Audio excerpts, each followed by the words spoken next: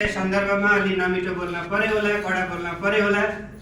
म सकेसम्म मेरो आफ्नो शालीनतालाई एके सरले भने जस्तै त्यसलाई बरकरार राख्ने, त्यसलाई नियमित रूपमा प्रभावकारी ढङ्गले सञ्चालन गर्ने मेरो अभिप्राय पनि रहेको हुनाले त्यो अभियानमा लागिरहँदा कहीँ कतै चिप्लिएर कहीँ कतै कामको टेन्सनका सन्दर्भमा कतै नमिठो बोलेको भए सर्वप्रथम म यहाँहरूसँग माफ माग्छु। धन्यवाद। मलाई विश्वास छ म माफ माग्ने गरी गल्ती गरेको छैन। म डुङ्गालाई तार्नका लागि, ओल्ला किनारामा आइपुगेको डुङ्गालाई पल्लो किनारामा पुर्याउनका लागि उपस्थित भएको र एउटा अवसर पाएको पात्र हो।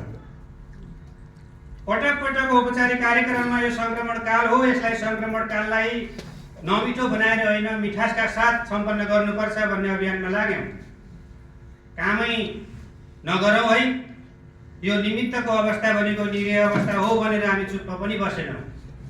अगाडि आएका कामलाई जस्तै रोपाइँ गर्न सम्पन्न गर्न पर्नेछ भने ब्याड राख्ने काम, खेतमा हिलो गर्ने काम र हाली मसार्ने काम सम्पन्न भइसकेका छन्। कतिपय अवस्थामा त्यसको निर्णयको काम, रोपाइँको काम मात्रै बाँकी छ।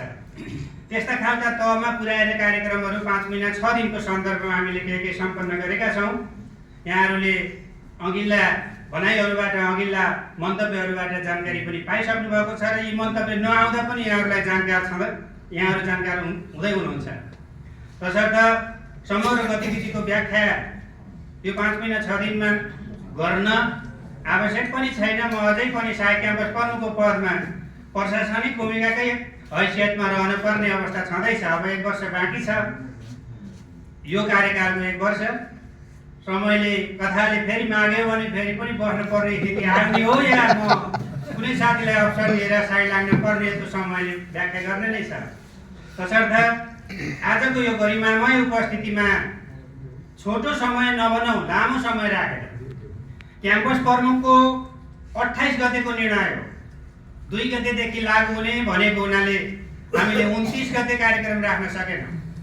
29 गते सरलाई पदस्थापन कार्यक्रममा राख्दा एउटा कुर्सीमा 2 जना पात्र देखिने भइयो, किनकि उहाँको कार्यकाल 2 गतेबाट सुरु हुने भनिएको हुनाले हामी 2 गते कुर्यौँ। आजसम्म कुर्यौँ। कुर्दा साथीहरूलाई औपचारिक सूचना गऱ्यौँ, कतिपयलाई फोन मार्फत जानकारी गरायौँ। फोन आएन भनेर ढिला भावले हेरेको भनेर नबुझिदिनु होला। हामीले सबैलाई समान मान्यताका साथ उपस्थित भइदिन आग्रह गरेका थियौँ। त्यो आग्रह अनुसार साथीहरू हामीले अनुमान गरेको हलमा नअट्ने गरी उपस्थित भइदिनु भयो। त्यो पनि मलाई गर्वको विषय छ, किनकि म यो कार्यक्रम आज हस्तान्तरणको दिन छ, कतै साथीहरू नआएर हस्तान्तरण पनि ढिललाग्दो भयो भन्ने हुन्छ कि भन्ने पिरमा थिएँ। त्यस्तो हुन पाएन। त्यहाँ 2टा पक्षले काम गरे होला। एउटा, हाम्रो अनुरोधलाई यहाँहरूले स्वीकार गरिदिनु भयो। दोस्रो, आएका क्याम्पस चिफहरूको अबको 4 वर्ष कार्यकाल छ, अब हामी उहाँसँग जोडिने हो भन्ने आशाका साथ पनि साथीहरू उपस्थित भइदिनु भयो होला। जेसुकै होस्, आजको कार्यक्रम भव्य रूपमा सम्पन्न भएको छ।